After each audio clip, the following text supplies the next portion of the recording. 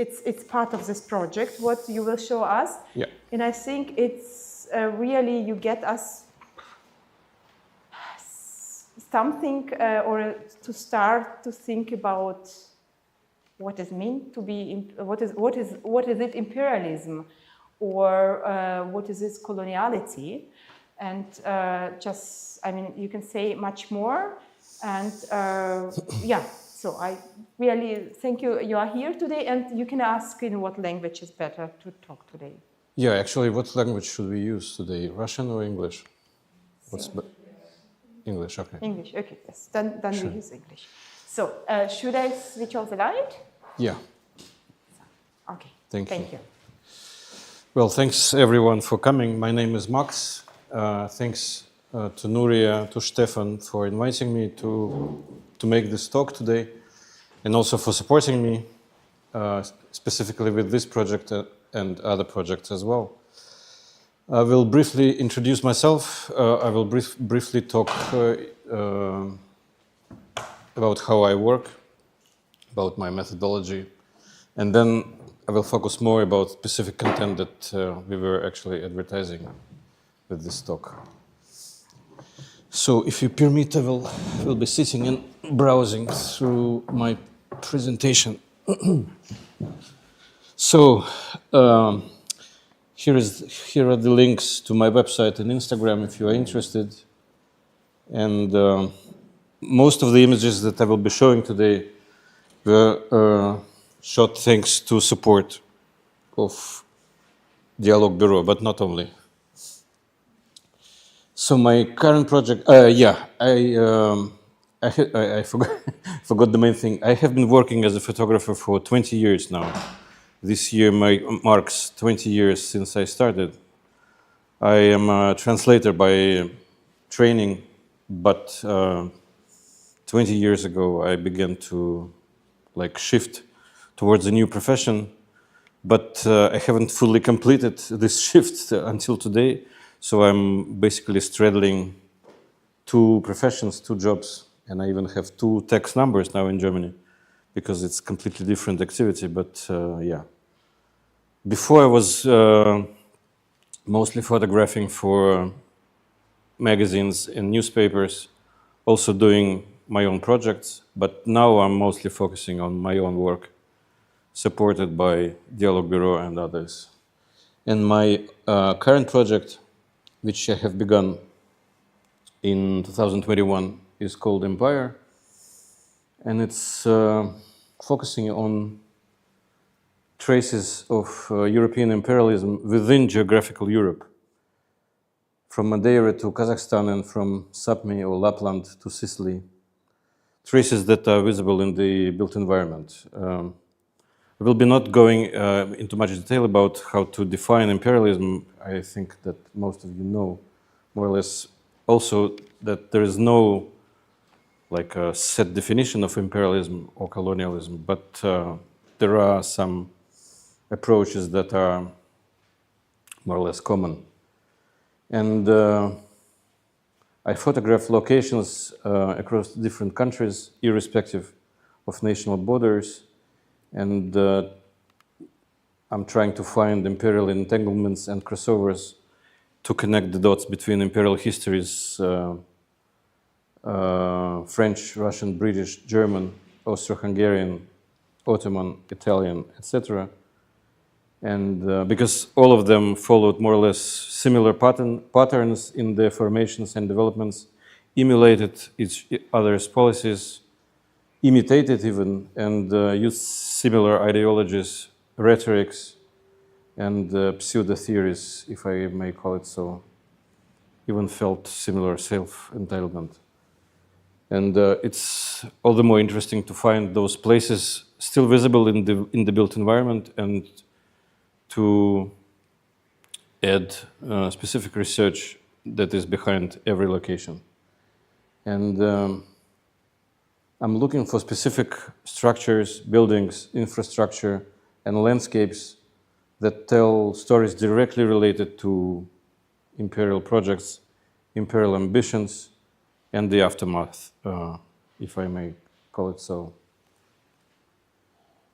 And specifically for the purposes of my project, I understand the imperialism and colonialism a little bit more broadly than usual, which means I look for and photograph locations that are not only connected to imperial conquests overseas, like colonial institutions or something like that, but also locations related to, linked to the so-called internal colonization within Europe itself, because both were closely interrelated, interconnected.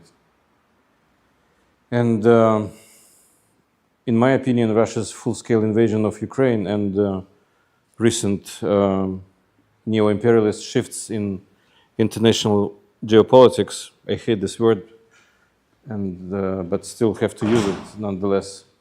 All of this precipitated an even more acute need for a renewed focus on something that just recently seemed to be distant history, but now is like again developing as a full-fledged policy by those who see themselves as new empires.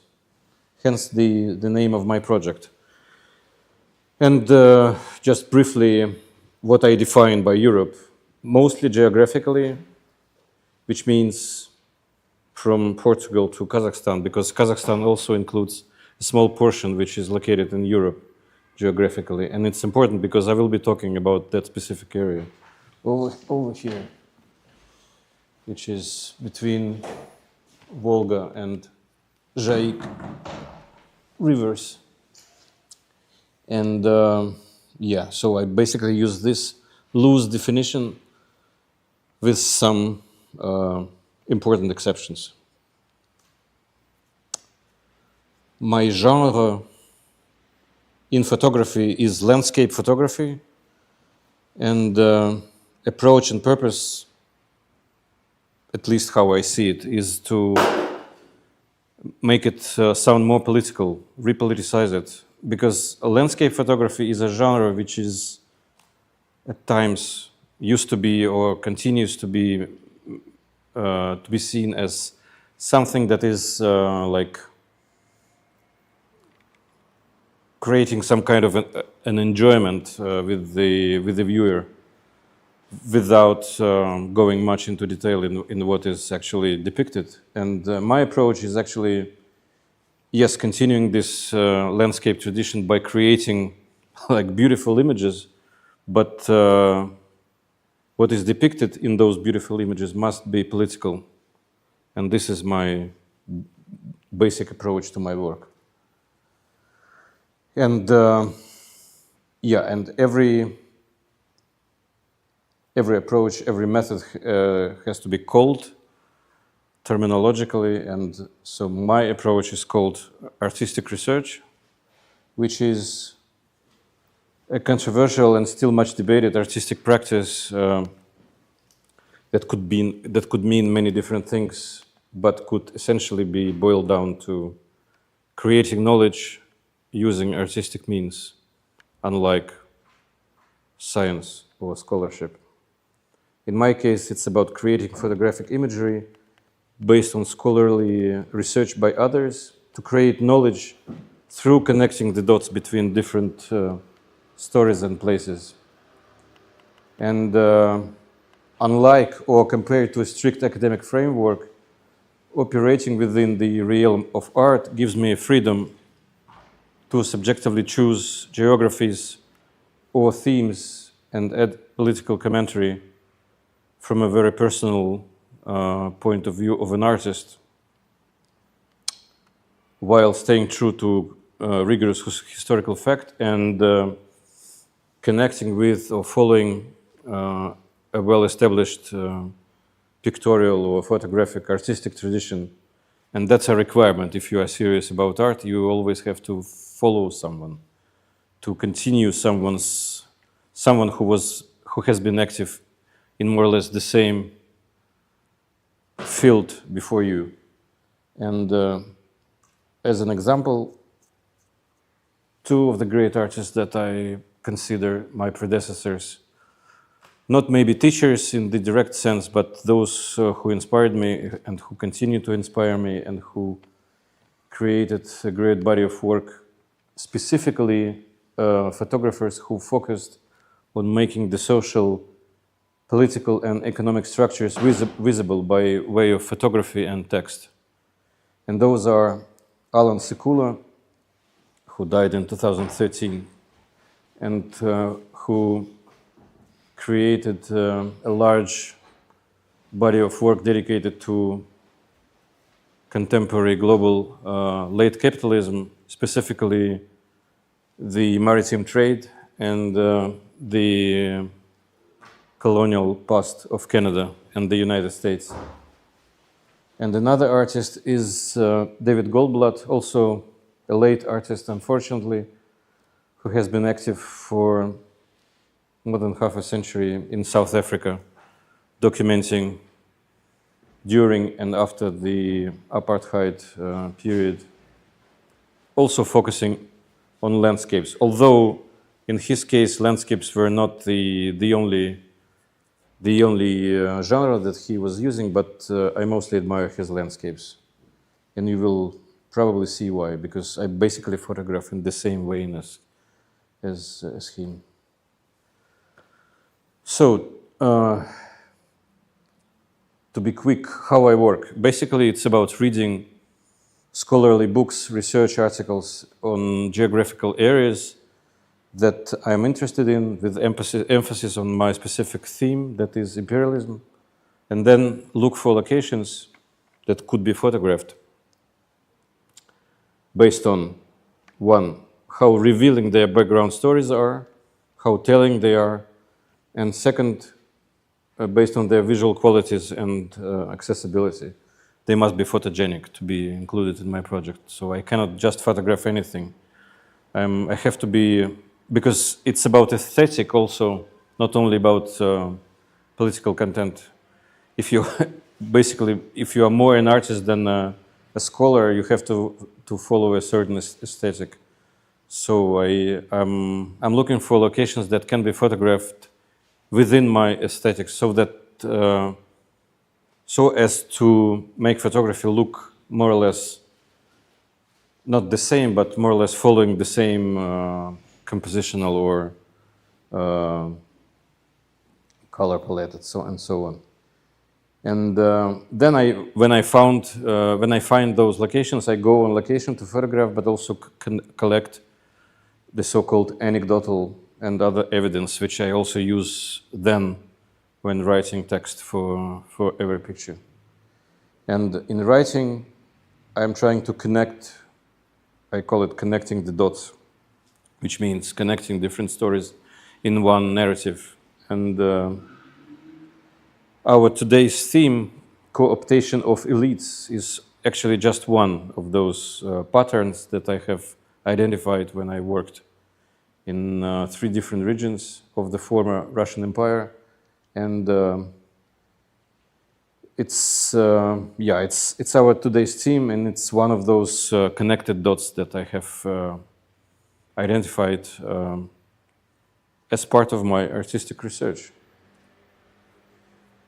And the result of that artistic freedom that I have mentioned is this map of locations that I have already visited or I'm still planning. Actually, this year will mostly be my last one in working in this project. Most of those locations have already been visited and photographed. There are still some that I want to go during this year. So this freedom is about basically going where I want based on some specific criteria that I have defined myself.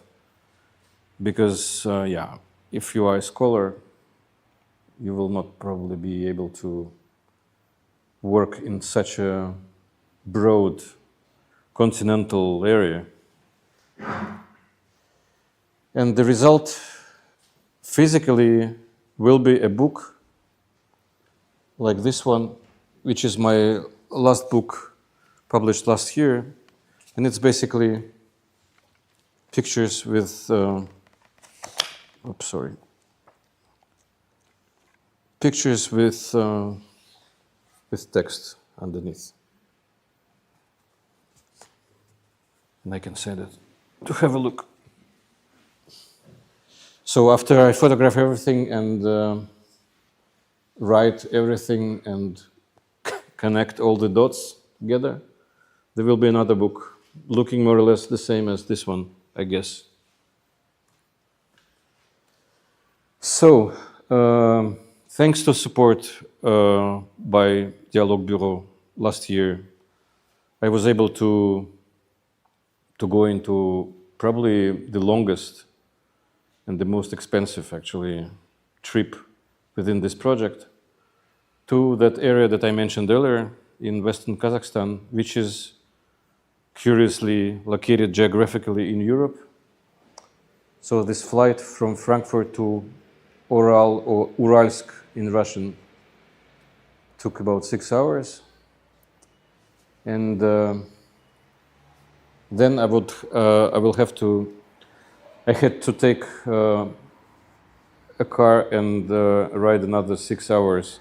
It's mentioned here 11, but actually it took me 6 hours to drive from Uralsk to that area that I was actually dreaming of visiting for many, many years. It's called, here, that green flag further to the west.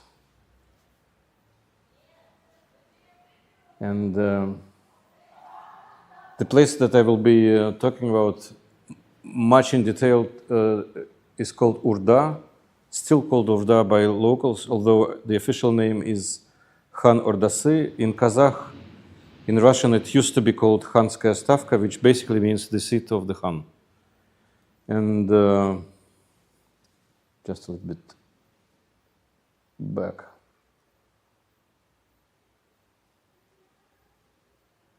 The distance between Uralsk and this small village is about 530 kilometers. And just to entertain you a little bit, I brought some video to give you a feel of how it feels to drive through Kazakhstan for 5 hours.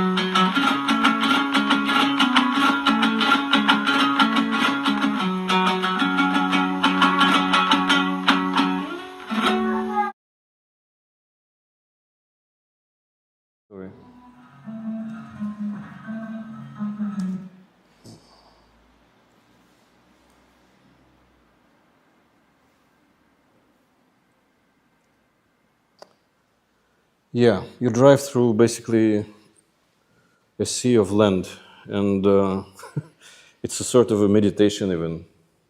It wasn't my first time, so that's why I like this country so much, because it gives you like a lot of time to think about about life. And there is an important caveat that I wanted to mention also, because what I will be talking about today may create an impression that there is the so-called path dependence in the development of Russia as a country, as an empire, as a nation. But I don't agree with that. Like there is this well-known path dependence theory, which says that every country like follows a certain path, in which history defines the future. And although when some political regime, like today's Putin's regime, does employ a lot of tools from the past that it inherited from the Russian Empire or from the Soviet Union, still the political structure, the political regimes are different. And it's my deep conviction that the Russian Empire, the Soviet Union, and today's Putin's Russia, although they do use a lot of like political tools or policies, not even like giving it much thought, but still the regimes are different, and their trajectories were very different. And by the way, this river is called Jaik in Kazakh. In Russian, it's called Ural. It used to be called Yaik also, and it marks the boundary between Europe and Asia. It may be called like the southeasternmost edge of Europe, and this bank is Europe, and that bank is Asia. And before, like up until maybe 17th century, it used to mark the boundary between Russia and the Great Steppe, what used to be called the Great Steppe, Deshti Kipchak, the huge Eurasian heartland. So I arrived in Urda, which used to be like my dream location for a reason, because it's the first permanent Kazakh settlement created from scratch and created intentionally by the Russian government in 1801, in the beginning of 19th century. And before going into detail about that place, I will also briefly mention what is co-optation of elites, that was like mentioned in the title of my today's talk. It is a tool of imperial hegemony specifically used by Russia, but not only by Russia. It means dividing or exploiting divisions within or between elite clans or dynasties through intrigue, diplomacy, coercion, or corruption, then creating incentives to serve the empire by incorporating local elites into imperial ruling class, and eventually dismantle the ruling dynasties to abolish statehood, fully absorb territory, and erase identities in part or in full, while creating also an illusion of some sort of cultural or even political self-rule. So what happened to that place? Russia has been warring with the nomadic peoples of Central Asia for some time, and was trying first to secure its borderlands, which were porous and hard to guard. But what used to be a rather legitimate state policy of securing borderlands then translated into a full-fledged imperial conquest once this border was secured by the beginning of 19th century. So this area was called Bökei Horde, or Bökeyevskaya Orda in Russian, or Bökei Ordasi in Kazakh, and this area used to be inhabited by two nomadic peoples, Kalmyks and Nogais, and then after conflicts and pressures from the Russian government, the Kalmyk population have migrated to China, and this area became more or less uninhabited by the end of 17th century. So the Russian government invited some of the Kazakh families from some clans to resettle and use this territory. And by this move, the government led by Paul I in the 19th century, they wanted many different things, and none of those things were actually to create a real Kazakh sovereign state, but to actually subjugate the Kazakh population and make them more pliable, more taxable, and change their lifestyle from nomadic to sedentary. So this was, in essence, what used to be called Bökei Horde, or Bukievskaya Orda, was a semi-autonomous Kazakh Khanate, a client state of sorts, or a buffer zone even, that existed for a little more than 40 years, from 1801 to 1845. It was named after its first ruler, Bökei Khan, from the Turi dynasty, the last ruling descendants of Genghis Khan, and they were supported by Russia, and in order for the Khan to concentrate all power in his own hands, following the European absolutist model and disregarding the traditional nomadic model whereby Khans always relied on clan consensus to rule, which means with nomads, yes, there were dynasties, but the Khans always relied on, they were always confirmed by the leaders of the nomadic clans. And Russia wanted to destroy this traditional power structure and to introduce its own model, the one of absolutist monarchy.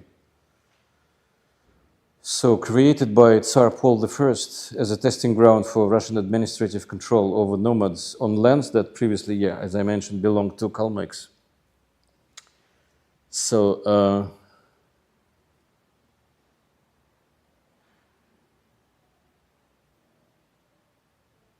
after the last Khan died in 1845, the statehood was completely abolished.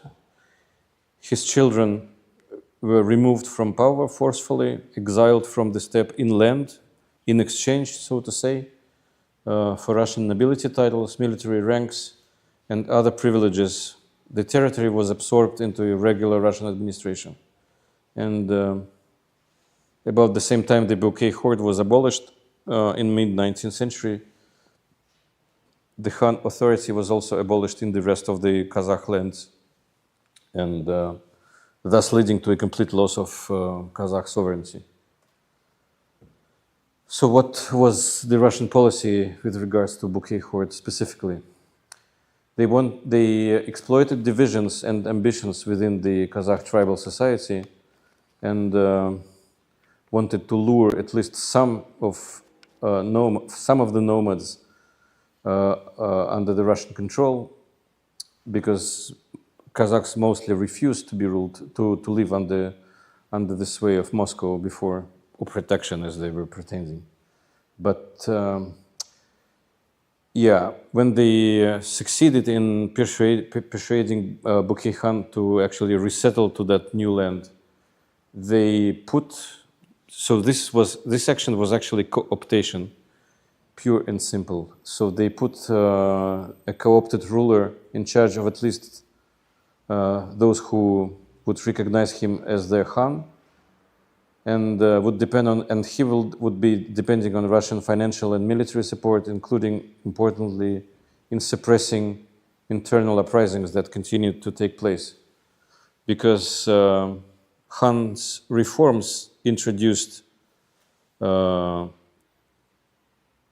under the pressure from St. Petersburg, threatened the nomadic lifestyle and power relations, among other things.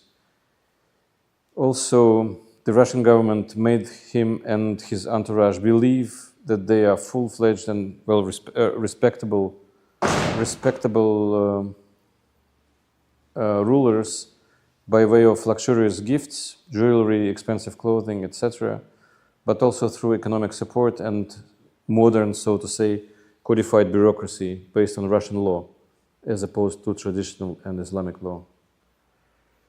And one of the most important things was the fact that they created an artificial, well, it may not be called city, although it had city rights, that town Urda, which served as the seat of the Khan and his designated government, which actually made it easier for the Russian control and easier in controlling his modernizing reforms, so-called modernizing reforms, to introduce taxation, redistribute property, and transition to a more sedentary, controlled lifestyle.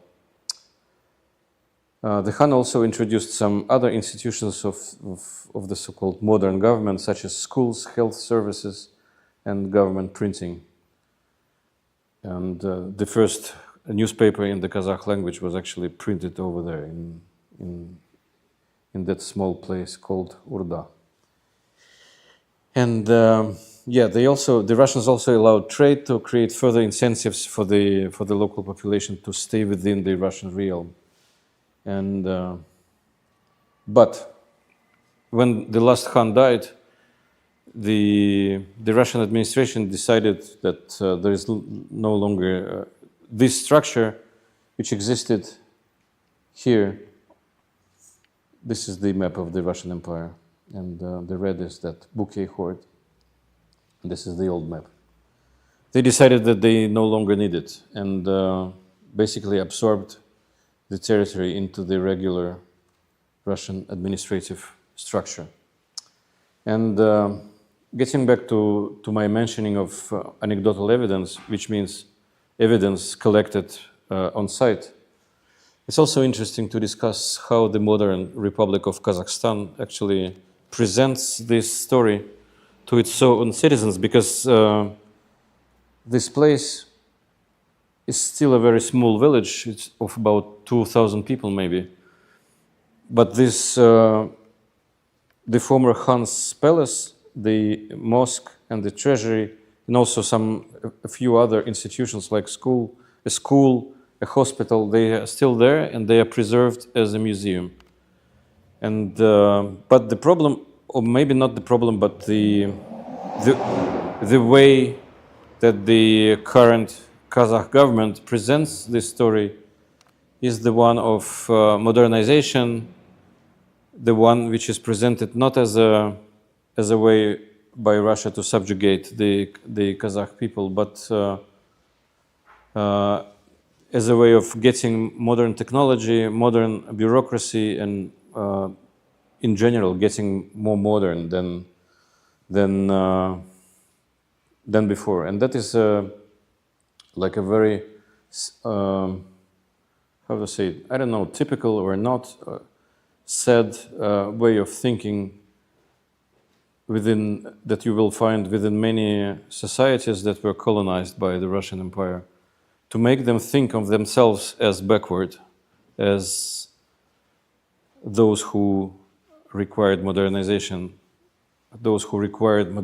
by force and by an outside force, not getting modernized themselves from within.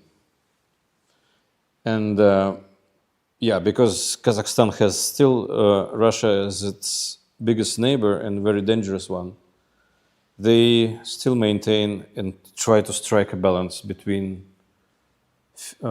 feeling or conducting sovereign policies, but still not offending too much the Russian imperialist feelings, because yeah, the Putin's government still sees the Russian civilizing mission as real, and they pick a fight every time they hear that that post-Soviet country, Kyrgyzstan recently, for example, introduced some anti-colonial language in their textbooks, especially on history.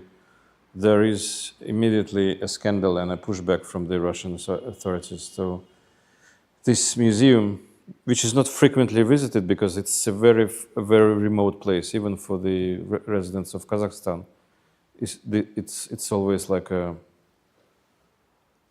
maybe not one in a lifetime experience, but still judging by videos that I saw before going there, shot by some Kazakh bloggers or something. It's not the place where every resident of Kazakhstan visited in their lifetime. So,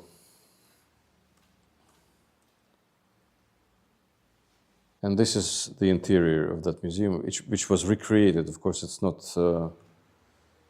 It's within the so-called Khan's Palace, and the Khan's Palace itself, this wooden structure on the left, it's actually not the real one. It was recreated using the drawings, but the mosque and the treasury are original buildings. And this picture will actually, only this picture will actually go into my project in the end, and which depicts basically some place designed and thought to be a seat of government. And also, I should say that in Russia, this story is completely forgotten. And that's why I decided to go there, because it's a very revealing story in how the Russian Empire tried to subjugate the peoples of Central Asia, and because it's located in Europe geographically, I thought that it would be a good addition to my project overall. And one of the greatest, I always, of course, as I mentioned, before going anywhere, I read a lot of literature, books or articles dealing with specific areas and specific histories related to imperialism and colonialism. And with regard to Kazakhstan, one of the greatest books in English is this book by historian Michael Khodorkovsky, Russia's Steppe Frontier, The Making of a Colonial Empire. And it's actually, it also exists in Russian translation. So that was it for Kazakhstan. The other two stories that also fit into this co-optation of elites thing are from different areas, also previously controlled by Russia, and but I will discuss it more briefly because the most fascinating one was in Kazakhstan. This is Georgia, and this is the monument erected in 1983 to mark the 200 years of the so-called Treaty of Georgievsk. That treaty was the cornerstone of Russian absorption of Georgian principalities in the late 18th, early 19th century. During Soviet era, it was celebrated as a treaty of friendship, because between Georgia and Russia, between Russian and Georgian peoples, with monuments erected all over, and so on. But the treaty itself is very controversial, and it's one of the examples of how actually Russian Empire treats the treaties it signs. So that was the map of that area at the time the treaty was signed between Georgia, between actually only one of some of the Georgian principalities that existed back then, the Kingdom of Kartli-Kakheti, which is visible here, the biggest of Georgian states.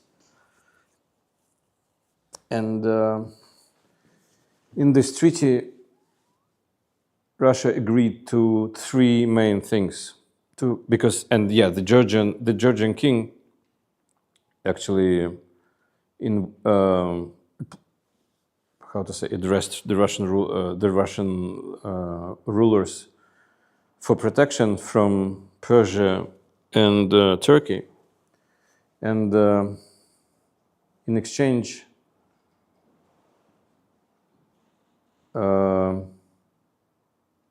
he wanted three things: military protection of his kingdom against Persia and Turkey. Also, of course, keeping his ruling dynasty in power and not to intervene in his internal affairs. And all of those three main clauses of that treaty were soon breached. And eventually Russia annexed this and other Georgian principalities. Kartli-Kakheti was annexed actually in the same year that Bökei Horde was created in 1801.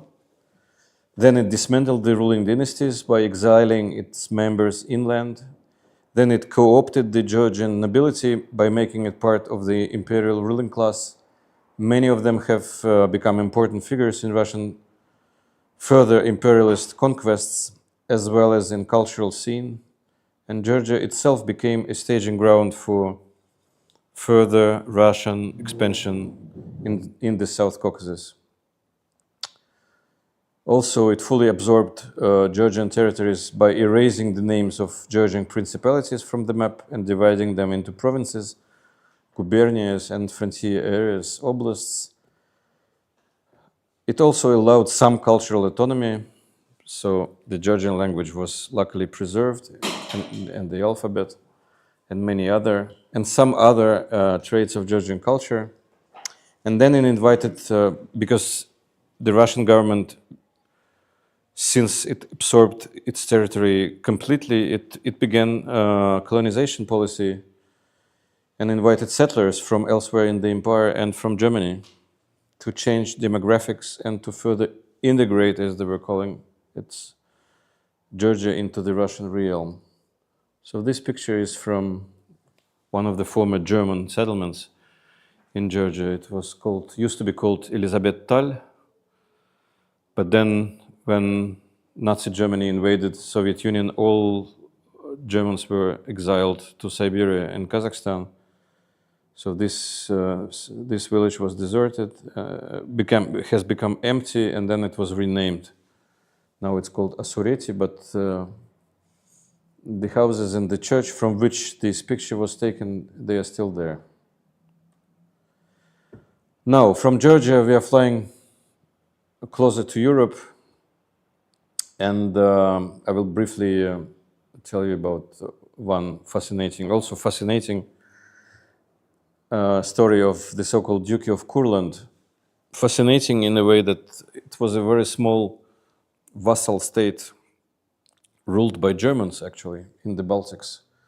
It existed for quite some time, and it has become so powerful for a certain period of time that it even engaged in overseas colonization by itself.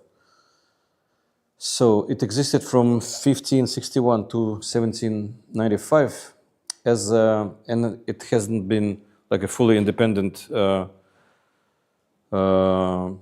duchy, but was a vassal of Polish-Lithuanian Commonwealth. It was ruled by the Kettler and then von Biron dynasties, as well as by a minority German-speaking ruling class, which governed a non-German Latvian minority of serfs, later laborers. In the 17th century, the Duchy of Courland engaged in overseas colonization, as I said. It's called Curonian colonization, in which it managed to acquire or capture the island of Tobago in the Caribbean, which is now part of the Republic of Trinidad and Tobago, and a few islands offshore West Africa, which are now part of the country of Gambia.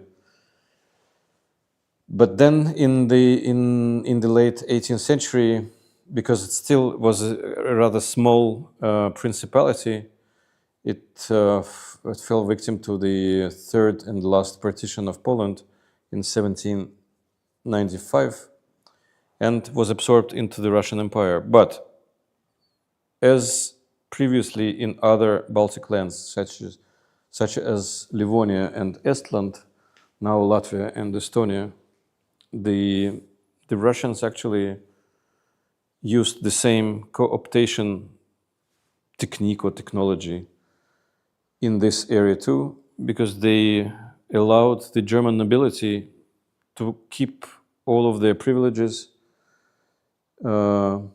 and offered them full incorporation into the Russian aristocracy. And many of the Baltic Germans actually rose to the highest position within the imperial administration, and while preserving all of their huge lands in those areas, including in Courland, up until Latvia became independent in 1919, when it simply confiscated everything from them. And yeah, so this is the port of Ventspils in Latvia. It used to be called in German Windau, and it was founded by one of the most active dukes of Courland, Jakob Kettler, to build ships and to send them to acquire colonies in the Caribbean and West Africa, as I mentioned. And this is a very interesting place. It's a former estate of the richest Baltic German family, and of which the last representative was Karl Baron von Manteuffel-Zöge. He was the Baltic's richest landowner, owned 14 estates. And this one was his core estate and one of the biggest. And there is an interesting story related to him and other members of the Baltic German nobility. In 1905, when the Russian Revolution erupted, it acquired a very anti-German and anti-colonial character, specifically in this place of what is today Latvia, because here the Latvian peasants were actually rebelling not against the Russian government, but against the German landowners. So they have burned like hundreds of such estates in 1905, and that is why, in fact, all of the monuments erected during Soviet era in Latvia to commemorate that, what is called in Russia the first Russian Revolution, the 1905 revolution, all of those Soviet monuments were preserved in Latvia because in Latvia it was a very specific story of local resistance against the German nobility, the German landowning class, which exploited their Latvian first serfs, then peasants. So this estate, called Katsdangen in German and now called in Latvian Kazdanga, it was also burned by the Latvian peasants in 1905, but the Russian government compensated actually to all of the German nobility who suffered damage from that revolution. Everyone received compensation. So Baron von Manteuffel, who owned this palace, was able to restore it. And because as he himself described, he lost trust in his peasants, in those, as he himself thought was like providing livelihoods. He decided to invite German peasants from elsewhere in the Russian Empire, specifically from Western Ukraine, where there were some German colonists in the same way as in Georgia, invited in the 18th century by the Russian government. So Baron von Manteuffel and other German nobles actually started like a very thought-out program to replace the local labor force consisted of Latvians with Germans that they consider of their own kin and more loyal and less susceptible to revolutionary propaganda, as they called it. And it's now a museum here, and it was also interesting to visit because people working there are very aware of this purely colonial situation that took place for a few hundred years between the local German nobility and the local Latvian indigenous population. And there were a few stories told by locals, like anecdotal evidence, as I call it, that was retold in this museum, how Baron was actually, including the last one, and his predecessors, how they were actually engaging in what we call today conspicuous consumption, how they demonstrated their wealth, and how they were mocking the poor Latvian peasants by many different mockery ways. And another very active German nobleman of that area was Maximilian von Sievers, who was also an influential Baltic German Livonian landowner and politician who owned an estate called Römershof. And this is actually what remained of it after that peasant rebellion in 1905, and then after the First World War, because it stood right on the bank of the Daugava River, which is visible in the background. And the Daugava River was the front line in 1915 between the Russian and the German troops.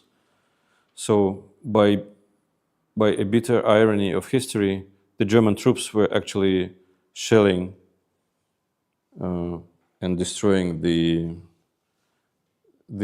palace of one of the local German noblemen, who actually, in the last years of the Russian rule in that area, sought reunification with the German Empire, but that attempt failed. And this is an old map of his estate. Römershof, it's visible, like underlined in red. And after 1905, when some of the German landowners began bringing German peasants, he actually settled the peasants he invited from Western Ukraine in the place called Winterfeld.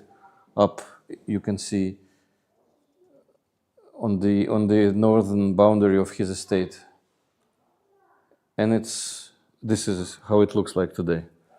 It's called in Latvian Ziem Lauki, which is like a direct translation of Winterfeld from German into Latvian. So this is how I work with my project. I find this like mainly forgotten but very revealing stories of European imperialism. Go there, photograph, collect evidence, and bringing it all together to eventually, hopefully, publish it as a book. And again, thanks for support to Dialogue Bureau and also Friedrich Ebert Stiftung, which supports me this year in my travels. And thank you very much again for coming and for listening.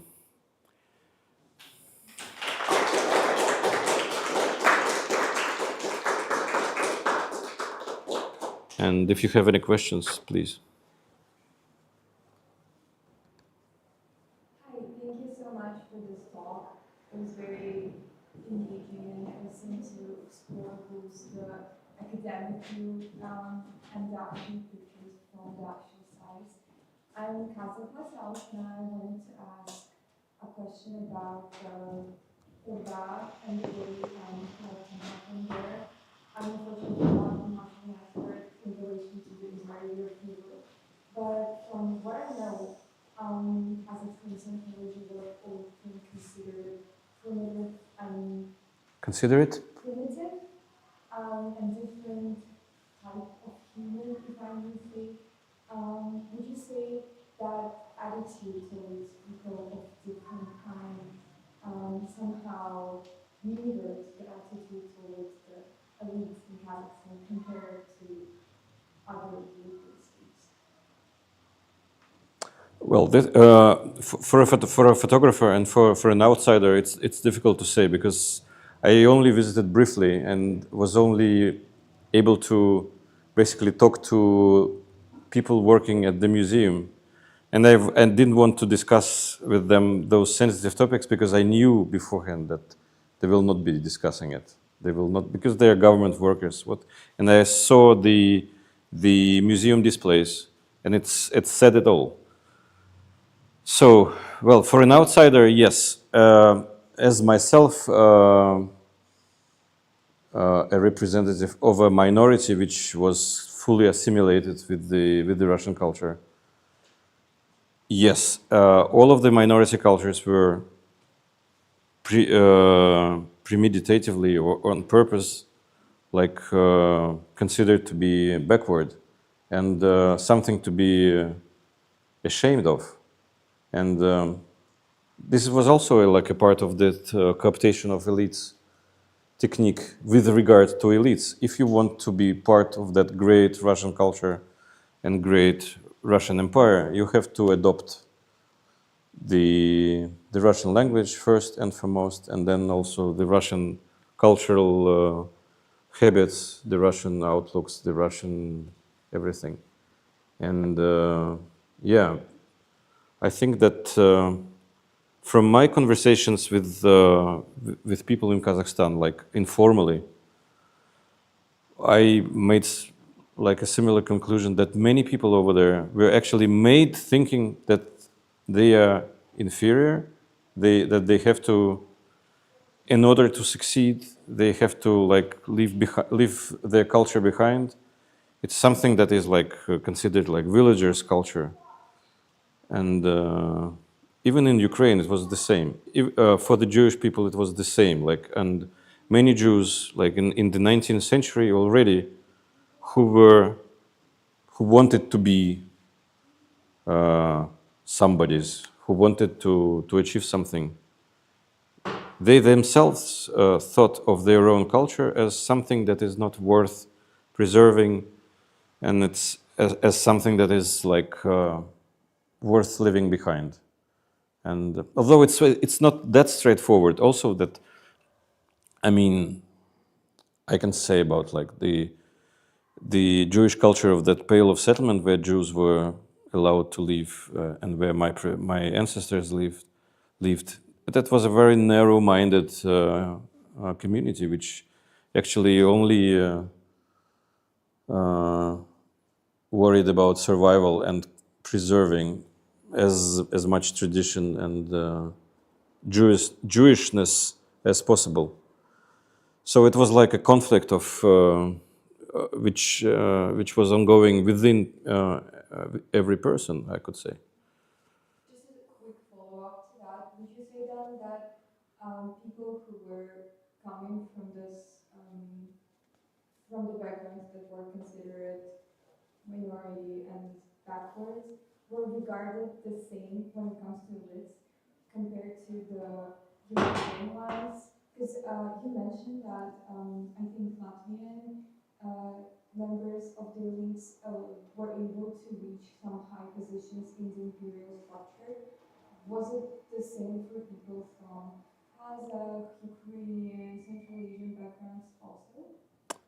That is a great question, and that is one of the things that I forgot actually to mention with regards compared between Kazakhstan, Georgia, and Latvia, and it's a very telling thing, because yeah, in Latvia the situation was very complex because the indigenous population, the indigenous people, Latvians, they were not part of the elite. The elite was German actually, who invaded back in the 12th century or something. They settled there and they became like a local minority ruling class. But yes, they after Russia annexed that area, they rose to the highest position in the imperial administration. And of course, the Russian government realized perfectly that they have now invaded a place that they themselves considered much superior than themselves, actually. And there are many evidence by some Russian scholars or politicians who actually came to Germany or came to that Baltic places to learn things, especially in science, administration, religion, and so on. So yeah, of course they realized that in the Baltics they were learning and bringing people with knowledge to become part of their own empire.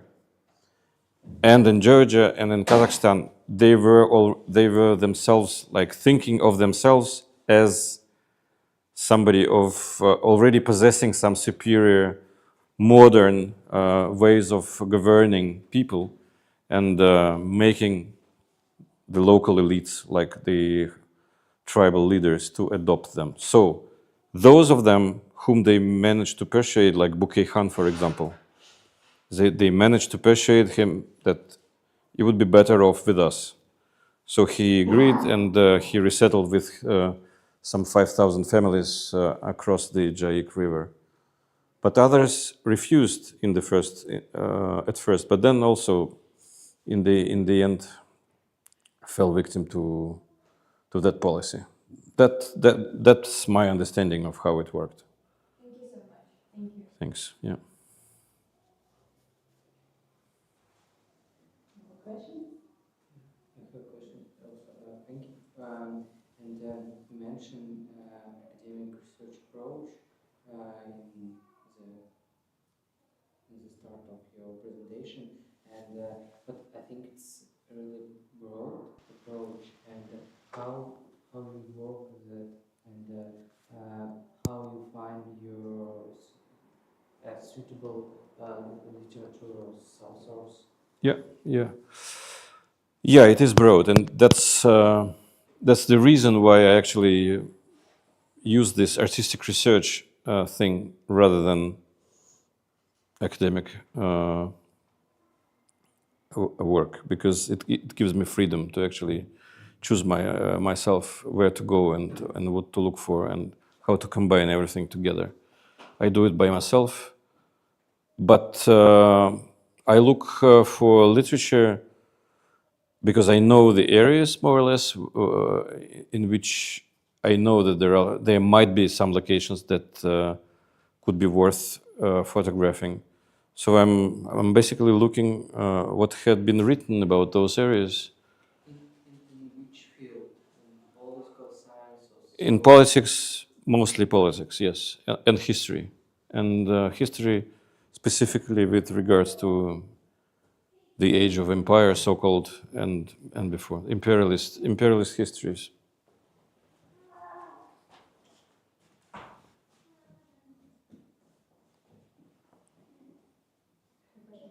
Thank you. I was really from Latvia myself, so I knew some of these stories, so it was interesting how you, as a foreigner, kind of saw that, and really good one, I think. I was wondering, when you compare mainly the historical events, like what you were focusing on, but now looking with today's eyes of what's happening at the moment, how do you think this mindset of Russian colonialism is within the Russian identity at the moment as well? You know, there's the division between, of course, you can't generalize all Russian society, but in the elite is governing, do you think that there are clear similarities with what was? Yes, they definitely continue to use some of that thinking, even not even talking about specific like political tools. Even most of the Russian elites. I mean, I wouldn't like to call them elites because they are not like elites. They are like servants of the regime now. But their thinking is shaped in many ways by that imperial history, because it's something that they can be proud of. Because the Russian Empire has become the biggest country in the world, and that in itself, that fact alone is actually enough for them to believe that they are like, that is something to be proud of. And building a state of such a dimension and devising policies and politics with regards to many different nationalities also required some knowledge and some effort. But instead of like basically studying it as something that could be left behind, and as it was the case actually in the last maybe 30 years, between the collapse of the Soviet Union and the annexation of Crimea, I would say. There was no large pro-empire movement in the Russian politics. It didn't exist at all. It was like very marginal. There were like many, not even many, some marginal political groups which were, advocating for, I don't know, recreating the Russian Empire or the Soviet Union. Much like some, I don't know, Reichsbürger movement in Germany, like some crazy retired individuals who have a lot of free time. But then, all of a sudden, I mean, not all of a sudden, of course, but the very top of the Russian leadership, Putin himself and his cronies, like, turned out to be sharing the same worldview, the same ideology, the same imperialist attitude towards Russia's neighbors. So it, to my understanding, it wasn't. It's not natural. It's not like some, as they call it, Putin verstehe or Russland verstehe, can say sometimes that you have to take into account Russia's greatness and Russia's grievances or concerns, but it wasn't necessary to behave in that way, because you can always like keep your cultural or economic influence by other means, like by, I don't know, through culture, through economy, through if you want to maintain that influence. To me, as a private person, it's not necessary at all. I'm not interested in influences, but if we are talking about elites, but then it's now it's like, as I said in the very beginning, not only Putin but also Trump and others are also like looking to recreate that worldview, that there are only empires which are entitled to dictate everything to countries that are smaller, and which seemed to be like an approach left behind by, I mean, within 80 years after the Second World War. Sure. I'm noticing that like identity of Russian Empire it becomes now more popular, and the flag of Russian Empire, like my friends often sending me that they see it in St. Petersburg and near like the new stadium where there is this giant flag of Russia. There are two flags now, like one of Russia and another one of like Russian Empire.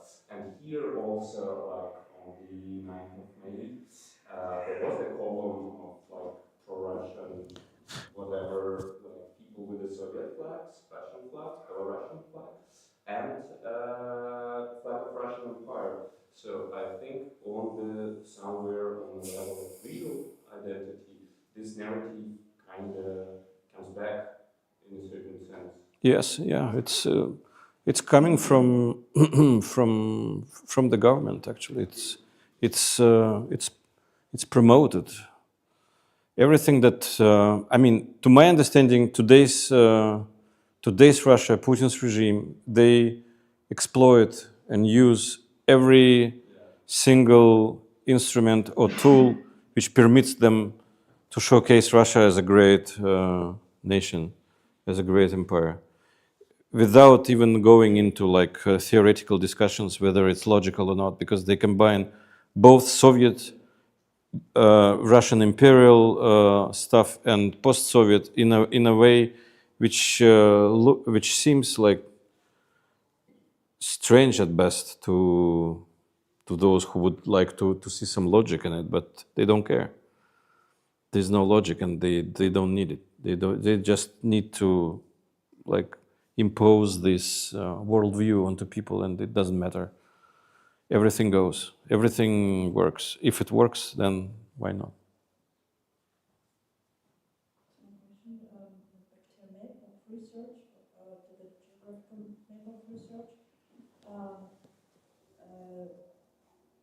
Two countries, Ukraine and Belarus, they're kind of tributary.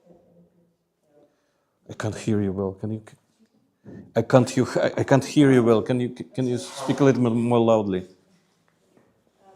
your geographical map. Yeah. I think there were two countries, Ukraine and Belarus, because last year told about period between Soviet collapse. This one, you mean? Yeah. You didn't include these countries, like there's no peace, and is there any idea behind it? Because I think you've been answering to the question, and you mentioned that there was a kind of period in Russian story between collapse of Soviet Union and annexation of Crimea, like establishment of imperialistic policies. Mm-hmm.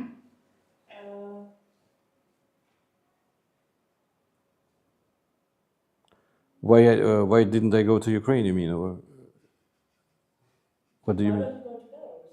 Why didn't you go to Belarus? Or let's say why it wasn't a part of your interest, or is there an exclusive feature? Because I think Belarus is one of the countries, of the post-Soviet countries, who's, let's say, suffered. Absolutely. Yes, it's a totally legitimate question, and yeah, I'm prepared to answer. Because I moved out of Russia in 2021, like half a year before the war started, and I haven't gone back since then. I'm not going back. I'm just afraid of getting arrested and put into jail. So I don't go to Russia, and also I don't go to Belarus for the same reason. And I don't go to Ukraine because people with the Russian citizenship can't go there without a visa. And yeah, that's it. But that's the answer. But I recently went to a very interesting place in Poland, in eastern Poland, which used to be part of Belarus, actually, in Białystok and the Podlasia area, which is like the borderlands, which used to be incorporated in Soviet Belarus, but then was detached and given to pro-communist Poland. There, I have photographed two very interesting villages with the identical Orthodox churches built on purpose by the Russian imperial administration to impose the Russian Orthodox Church over there. But I haven't mentioned it here because it's like it would be too much for this talk. That's it. And the Ukrainian story is also mentioned in my other trip to another area which used to be also part of Ukrainian ethnical territory in Helm, in what was called Holm in Ukrainian, and is now called Helm in Polish.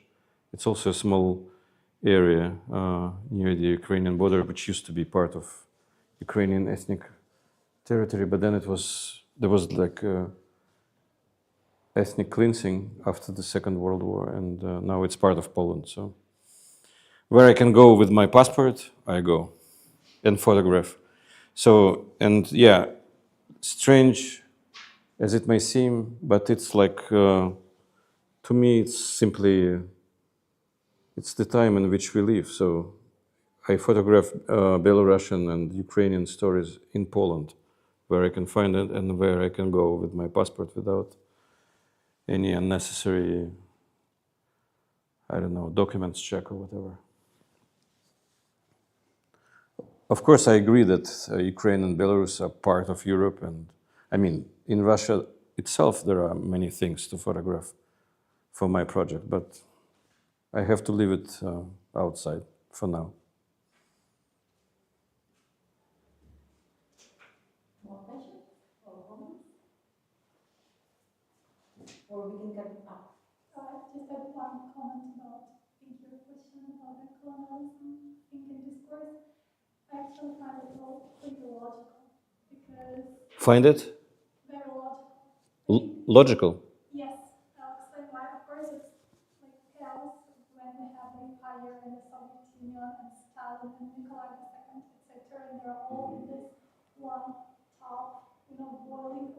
together, and then we also have our Slavic past and, I don't know, forts, etc., and Koval, I don't know what's in English. Whatever, I think how the discourse works and the propaganda works is that they're playing on our emotions, and if they find something that we can kind of laugh and be proud of, they're going to use it. And they do use it. And talking about the fascism ideology, etc., we're looking at the authors which Putin really likes. Some of them were actually big fans of Hitler, and it may be, strange because they kind of attacked the Soviet Union and all this stuff. But there is still, what's in English? There is still working within this ideology as well. We're looking at Alexander Pushkin, oh my God, where he's coming from. That was such a crazy society of, I even don't know how to say that, like artists, mystics. It didn't make sense. They were, not part of the elites or whatever. But they were close, very close. They were close. Yuzhinsky кружок, right? Yes. How it happened? Okay.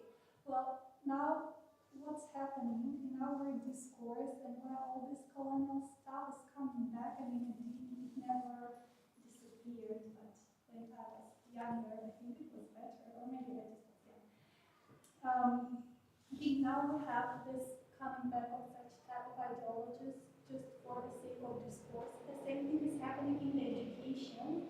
If you know about this new exam for foreign children who have to pass the Russian test and get 9 points out of 10 to be inscribed in the first grade, I actually analyzed this test, and I was at the conference with this test. In almost every part of this test, there is very colonial language. Like Russia is the biggest country. The Russian language is the one which helps all the nations of our beautiful country to communicate with each other, etc. And what is very ironic, I think, that 90% of the children which have to undergo this test are coming from the republics or from the countries which were 30 years ago the Soviet Union countries. Is it right? Oh, I'm sorry. Yeah. So what's happening right now is that all this colonial logic is coming outside of Russia for children who want to kind of come back with their parents to the ex-Soviet Union because they don't have money in their countries. And that's a paradox, but I think that's a mystery for me. Yeah. It's a myriad stories like this, controversial and. But still, I still think that Soviet Union and the current Russian Federation are ideologically very, very different regimes. Because the Soviet Union was built on, at least on paper, on the quality of those nations which were united within one union, so to say. And now it's like those nationalities who remained within the Russian Federation, they are not treated in the same way as the Union republics were treated in the Soviet Union. So they are treated only as a auxiliary. You exist only thanks to us, basically. If we can put it simply, what the Russian government says, if you were in America, you would be erased already. But we actually made it so that you still exist as a nation. That's the approach. I don't know how equally other nations were treated in the Soviet Union, because my family is Tatarian, very Tatars, and my grandmother had to change her name to make it sound Russian. So In my family, there's the same story. Yeah. Everybody in my family Yeah. did so. So I don't know. I never heard anything. No, because Tatarstan was part of the. It was not a union republic. It was part of Russia. But Yeah, so I'm from Astrakhan. Border. Astrakhan is We already talked about Central Asia, so I'm originally from Central Asia, from be Uzbek, but you should be perfect in Russian language. You should have the education in Moscow. Then you can reach some level of what is mean Soviet elites. But within your own republic, right? Not. Yes. Yeah. But I think in Kazakhstan it's still the problem. Just so how I mean, we had the fellow last year from Kazakhstan, and we see this in Kazakhstan. For me, for example, Kazakhstan, the great work what they make in the direction decolonization. It's incredible what they did, but at the same time, the current policy tried to serve Russia, because it looks like they're coming back to this Soviet policy, just like Kazakhstan is like a small country, and Russian language is still language of elites. It's like a problem actually for identity of the country. I think that even the whole idea of ethnicity is a big, for Central Asia, I think the idea and the concept of ethnicity is very much imposed by Soviet rule and the idea of this complete division between our countries, our nations, and perhaps even cultural objects that are still to this day disputed just because they were made into this weird distinguishes. We are still mad about many things, starting from the way Kazakh people were called Kazakh instead of naming. I think what's the biggest thing for all of us, or mainly for my battle, is that Soviet rule created this division, but they never actually adhered to it. They never respected it, and despite us being so divided, we were still called the wrong names, which are present. Yeah, absolutely. Absolutely. I think we can continue our conversation with small dinner. We have Italian focaccia. So thank you so much for your comments. Thank you so much, Max. It's like always pleasure to listen to your story, just personal passport for me all the time. Thanks. And I just so I see a lot of new faces today. So please follow us in social media. We have very interesting events in June and July too. So we will be happy to see you again. So if you have some ideas and projects for preparation, you can always write to us too. We're really happy to see here is a beautiful space for exchange, for opinion exchange, and knowledge exchange. It's what happened today. Thank you so much. Thank you. Thank you.